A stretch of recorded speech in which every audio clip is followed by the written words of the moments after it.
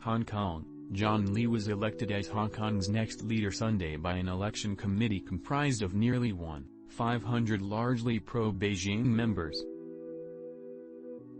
Lee received 416 votes in the chief executive election, far exceeding the 751 votes needed to win. More than 97% of the election committee cast their votes in a secret ballot Sunday morning. As the only candidate in the polls, Lee was expected to win, especially since he has Beijing's endorsement and last month obtained 786 nominations from members of the election committee in support of his candidacy.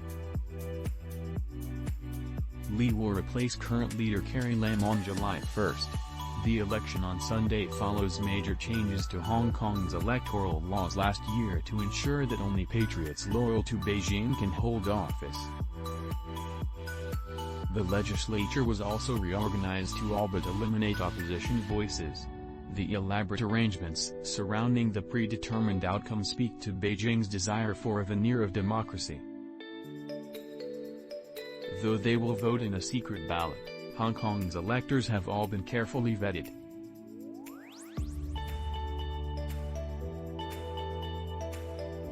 On Sunday morning, 3 members of the League of Social Democrats, a local activist group, protested the election by attempting to march toward the election venue while displaying a banner demanding universal suffrage that would allow Hong Kongers to vote both for the legislature and the chief exec.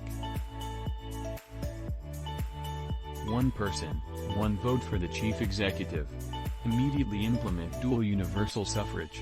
One protester was handing out flyers before police arrived and cordoned off the protesters and the banner. Police also searched protesters' belongings and took down their personal details, though no arrests were immediately made. The pro-democracy camp in Hong Kong has long demanded universal suffrage, which they say is promised to the city in its mini-constitution, the Basic Law. It was also a key demand in the 2014 Umbrella Revolution protests and 2019 anti-government demonstrations. Lee as Hong Kong's future leader has sparked concern that Beijing could further tighten its grip on Hong Kong. He spent most of his civil service career in the Police and Security Bureau, and is an outspoken and staunch supporter of a national security law imposed on Hong Kong in 2020 aimed at stamping out dissent. His rise grew out of massive anti-government protests in 2019 that spiraled into violent clashes. As security secretary, he oversaw the police campaign to confront protesters with tear gas and rubber bullets, then rounded many of them up for arrest later. More than 150 people have been arrested under the security law, which outlaws secession, subversion, terrorism and collusion with foreign forces to intervene in the city's affairs. Almost all prominent pro-democracy activists have been jailed, with others fleeing abroad or being intimidated into silence. Thousands of residents have left the city of 7